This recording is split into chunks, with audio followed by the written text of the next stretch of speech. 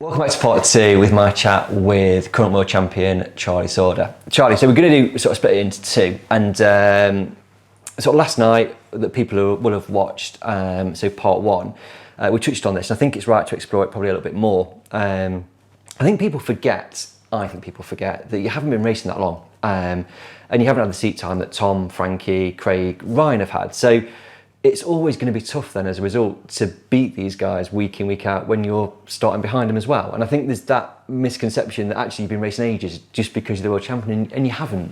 Yeah, of course it is. Like, we started, I can't remember what year we started now. I remember I started in Ipswich in June, I believe it was, and then I got a ban because for a reason. There was nothing to do with me, basically. I was a member of my team, and we got a 6-month ban out of it, basically.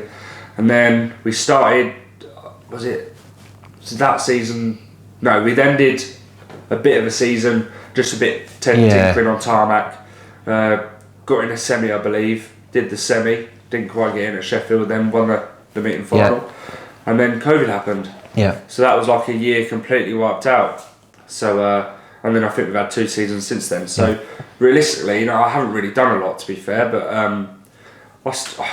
I still try, and I've got a bit of experience. Don't get me wrong, and I can drive a car, sort of thing. Yeah. So it is hard against like the top boys, Frank, Tom, Craig. They have had so many more years than us young ones that it is hard, basically. And because you've got great cars, but you can't just have a great car. You've got to have that racecraft, and that comes with years of doing it. Of course it does, yeah. Obviously, I raced ninja karts when I was younger, just to give us a bit of track craft for minis, and then we did minis for a few seasons, and it is about track craft, and I've been lucky to go racing all my life, so I understand how it works. Obviously, watching my dad and how he used to race, but it still doesn't give you seat time, does it? No. So I'm always learning. I think the top boys are still learning all the time, so we've got a few more years, I think, like until I get to my full potential, if I'm honest. I think every meeting I'm learning more and getting better and better, and I think hopefully I will be, even though I've won the world, I still don't think I'm the best driver I could be. So a few more years and try and venture out to different parts of the world and see what happens there, and hopefully become a better driver. Yeah, good. What's been your biggest fear this year?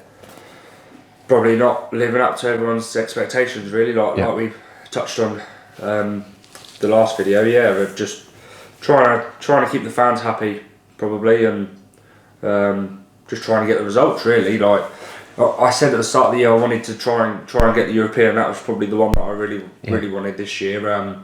Obviously close, but no cigar, which is what it is. Like, we learn, and I think biggest fear is probably not letting my fans down, really. Like, we've got quite a good fan base, I believe, and our fans they're very loyal to us. Like, they a lot of them are a bit of the older generation who supported my granddad from really back in the day, and then they followed on to my dad, and dad's took a back seat with it now, and they followed on to me. So probably it's hard when you're a die-hard fan to support a driver who's having a bad season. Like, big thank you to all the fans who do support us for sticking by me, and hopefully we'll get a win soon. Yeah, absolutely.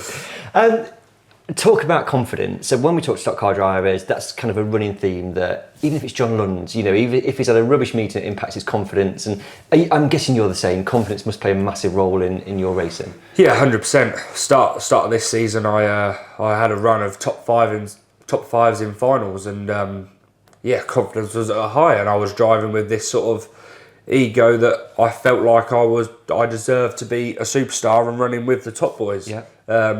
Whereas obviously we've had more and more stuff go wrong, and my performance hadn't been as good, and that is probably a factor down to confidence. Yeah. Same with World Final. I think I had quite a good run up to World Final, obviously getting third in the semi. Just the lead up to World Final, I was brimming with confidence. Yeah. Not so at the minute, but obviously it will change eventually. Yeah. And confidence definitely helps a driver, in my opinion. Is that why you've had a break? Was that a conscious, we talked, you've been on holiday. Was that kind of, I need a break from stock cars for a little while, just to kind of get myself back in the mindset of winning races? Yeah, it probably was a bit, to be fair. We booked it about a few months before, and that was probably when I was really struggling down in the dumps with everything. And yeah, obviously a nice breakaway for a week. It's been nice, and we've reset and ready to go again. And obviously now World Finals at Northampton, I'm ready to go. I'm ready for it. Good. You've got a very entertaining driving style. I think you like to get involved in a stock car race. Is that a conscious decision on your part? Is that just naturally how you drive a stock car? It's pretty natural, to be fair. Like, obviously watching Dad all my life, like I wasn't really like that in the Mini. I was more very calculated and sort of not thought what I was going to do, but I was more. I'd probably think about it a bit more. Whereas my dad's style of racing was all guns blazing, bull in a china shop sort of thing. But I think the older I'm getting, the more I'm sort of turning into that, really. But it's what stock cars is. Fans pay to watch a good race. Like, it's okay leading a race for 25 laps. Like, fair enough. But everyone wants to see a good stock car race, don't they? So, of course they do. I mean, if we can put someone in the wall and make it look good for the fans, then that's what we'll do. So how much does your dad's racing career influence yourself? Because, we talk about talk to sons who've got dads that have been, great in stock cars, and, obviously your dad's had a great career in Formula 2 and Formula 1. And has that influenced you a lot in terms of what he's done and how you then race? Yeah, majorly. Obviously, like I said, going racing since I was, I think, 2 weeks old. Yeah. Like, it's in my blood sort of thing. Like, I've been raised with it and going in the garage all the time, like when I was younger with Dad, and just tinkering about. Well, not doing a lot, probably playing about and messing about, but still being there. And I think what he achieved in Formula 2s, not so much Formula 1s, but he was still like one of the top ones. I think has definitely influenced me and gave me a bit of a kick up the backside to try and be the best sort of thing. Like, his driving style is obviously a lot different to everyone else's, and in my opinion, he probably would have won a lot more if he wasn't like that. But he probably wouldn't have won as much as well. So it's a win-win situation. Like, he's very controversial. So I think his success in his career has probably gave me the enthusiasm to try and be as good, if not better. Yeah. Because you mentioned that around, like your dad or whoever, if you start having a stock car race with somebody, it can be brilliant for you because you go away and win, or actually it's going to come back and impact you either in that race or another race. Yeah. Does that kind of play on your mind as well? Not really, no. Like, if I bury someone, then you've got to expect it back, or if someone buries you, they will expect it back, because that's how I've been brought up with Dad, and that's how it always will be. Yeah. So how is your relationship with your dad? Because both stock car drivers, you're both in the workshop, and do you kind of bounce off each other, or is it harmonious all the time? That's not right, if that's the right word, but do you know what I mean? Is it like... we get on, like, we rarely argue, and if we do, something major's gone on, like... but yeah, I'd say we bounce off each other real well. I class him and my mum as like my best mate sort of thing. Yeah. Sometimes, like, the pressure gets to you, like, I'll have a rough day at work, Dad'll have a rough day at work, and we'll go into the workshop, and both of us being hotheads that we are, we'll clash, and it happens, don't it? That's families, and when you work together as well, and then I live with him as well, like, you soon get sick of him, but no, I'm enjoying. And the pub shuts over the road as well, isn't it? It's not even open, you can't get there anymore, so we can't go there, but no, we get on, and we're real close, and without him I wouldn't be able to do what I've done or achieve what I've done, so Good. You're going to Northampton this weekend to defend the world title. How are you approaching the race?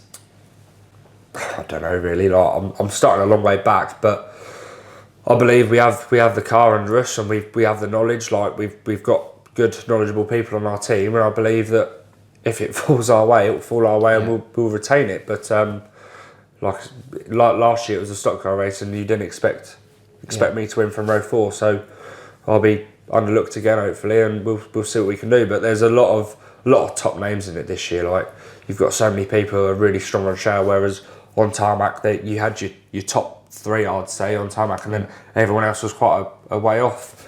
And whereas on show you've got the likes of Craig, Lee, Frank, Tom, but then you've also got like Danny Raymond, who's in form at the minute, and then other people as well. Like you can't rule anyone out of this race because it will be a stock car race, and we'll see what happens. Like I'm a long way back, and I've got my work cut out, but I'm willing to work for it. So we'll see what happens.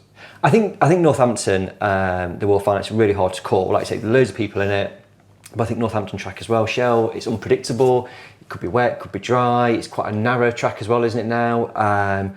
I think it's really difficult to kind of pick a winner. You know, you starting where you started, in a couple of yellow flags, actually, you avoid the carnage, the damage, and you're up there, aren't you, all of a sudden? Yeah, of course you are. Yeah, like you said, the track's changed a lot. Even though it obviously went from tarmac to shale, it's changed even more now. I believe like they've moved the tyres from the inside wall to the sort of shale, and it's opened up a little bit, but it's now made the bends even tighter, if that makes sense. So the track's changing, but what Dean's done there this year, obviously trying to change things up and make it more of a venue rather than it just being a track.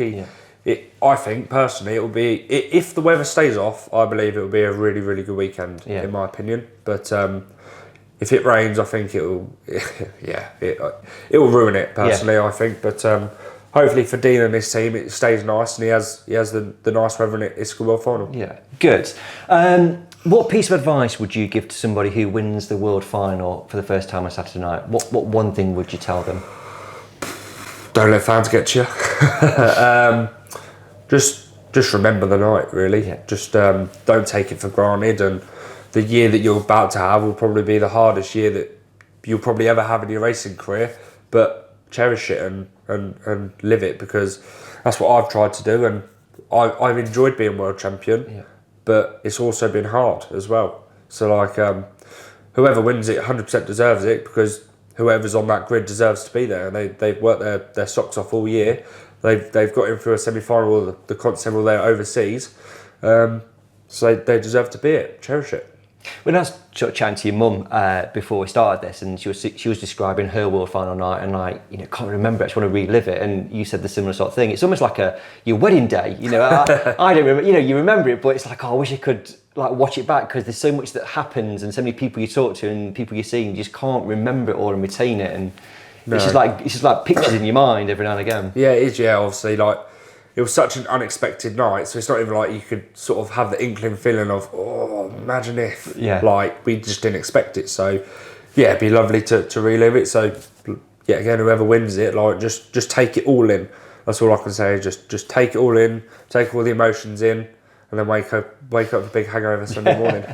And race again, because you need to show the gold roof off. Yeah.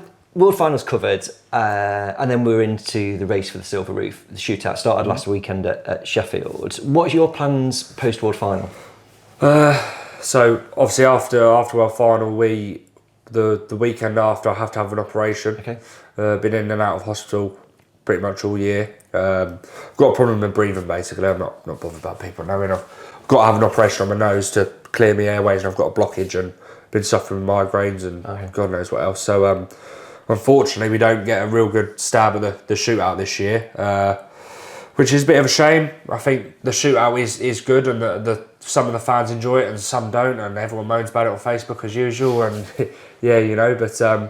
but no, the BSCDA do a good job. They put a lot of effort in to run it, so it's nice to see 95% of the drivers support it, and not through choice this year. I'm not going to be participating in all of it, but it is what it is. At the end of the day, health comes first, and of course. I meant to have the operation 3 months ago, and we've put it off and off and off to keep racing. So we'll miss a few meetings, and then we miss a few other meetings. I think we miss the second Kings Lynn and Northampton due to a trip to America in November. So yeah, we've wrote the shootout off unless I can win every final and every race and somehow pull it off, but I can't see that happening. But yeah, unfortunately, not this year. And if we make it next year, I've said to my team, to be fair, I said if we make the shootout next year, I want a real good go at it, and well, try and win it ideally, but try and get a top three or something like that. That would be ideal for us. But yeah, not this year, unfortunately. So with the shootout, you've been a bit of an outsider, like you've described, because you can't do the meetings. Who's do you think it is? Is it Tom's to lose again? It's a hard one to put your finger on it. I'd like to see Tom not win it, not because of the fact that I don't want him to win. It's just the fact that it'd be nice to see someone new win it. Yeah. I think Matt Newson probably deserves it. Yeah. With the amount of effort he puts in at Miles, he's a man who deserves to win any sort of final. Even when he wins a final, he deserves it because the effort he puts in and the amount of cars he keeps running week in, week out, and people don't see the other side. Like he does Swaff and track days, and people don't see this.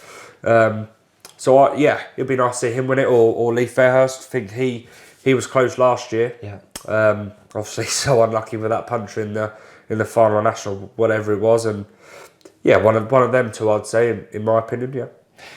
Danny did very well at Sheffield, and I think he's a bit of a dark horse this year because I was saying to him, we did a sort of shootout driver spotlight with him, and saying that I think he's driven with the most confidence that I've seen in a long time, and he seems like up for it this year. Yeah, he does. Like his driving's been good this year. To be fair, he's been a bit dirty to me a few times. Yeah, but no, that's not Danny Raymond though, is it? I think it is. At times. It can be. Yeah, when you race with him, you just notice little bits and bobs. Like what? I can't tell you. I can't expose him. No, he's done it a long time, and same as Matt, he puts in a lot of effort, and he deserves something as well. Like he's been doing it a long time, and I think with the Sheffield I remember seeing a post on Facebook, him saying Sheffield's his favourite track, and he proved it at the weekend. Absolutely. So it's people like Danny Raymond who might not be at the very top of the sport, racing week in, week out, winning finals constantly, but if he keeps chipping away at points and getting top fives in finals, there's nothing to say that he won't be there at the end. And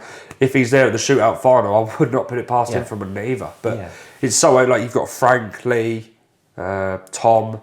Like you've got so many top people who could win it. Like they are consistent all the time, but I think the main person is Tom. Like if they can stop Tom, I think it's anyone's. But we'll see. It's who will stop Tom. That's always the question. Who's going to stop Tom? I'm not doing everything else. So I might play blocker for someone. But how much would that cost them?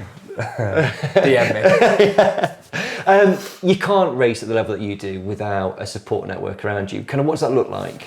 Yeah, so I've got my dad and my granddad who are obviously in the yard all the time. Cole Gilbert, he's helped me all year. He built my car for me. Mark Churchman, he's another one of the mechanics. He lives about 20 minutes, so like he comes to the yard, and I think he's at the yard now working on the car whilst we're not there. So Simon Rogers, he builds our engines and helps out a little bit, and then Andrew Smith as well a little bit when he's not racing with the girls. So without them I wouldn't be able to be on track. And then my sponsors as well, DS Construction, he helps a lot. MAB Builders, just so many names to mention. Anthony Binns, just so many people that helped me in my career, and without them we would nowhere near be where I am, and we wouldn't have the new car either. So massive thank you to them, massive thank you to my mum. Without them I just wouldn't be where I am, and I wouldn't be able to do what I do. So massive thank you to all of them. And your mum's like your biggest fan. She's like she's over there in the kitchen watching. You can't see her, but she's over there. She's doing your makeup and stuff before, isn't she? Let's got a couple more questions before I leave you to go and fix your car. So in your own words, what does stock car racing mean to you? I wouldn't say it's my life, but I'd say it's a big part of it. It's what I've been raised into, so I haven't been raised into like playing football or anything, or being a boxer or anything like that. So it's hard for me to be able to look at life without racing, but then I can also look at life, there is more to do than just racing. Like it is nice just to like go away for a week on holiday, or just do some other bits and bobs, like just chill out every once in a while. So racing is a lot, and it's a massive part of our family, but it isn't everything, and the people who try and act like it is need to stop, basically. But it's that changing era though, isn't it? Because when Frank and Andrew were at the top of the sport, and go back Peter Ford and John London, they were like racing week in, week out. Stock cars just consumed everything. That's what I see as a fan, and I think it's changed slightly. Sort of the younger generation, you guys, you and Frankie and all that kind of stuff, and it isn't your life. You're kind of getting a good balance. Yeah, no, it's not like.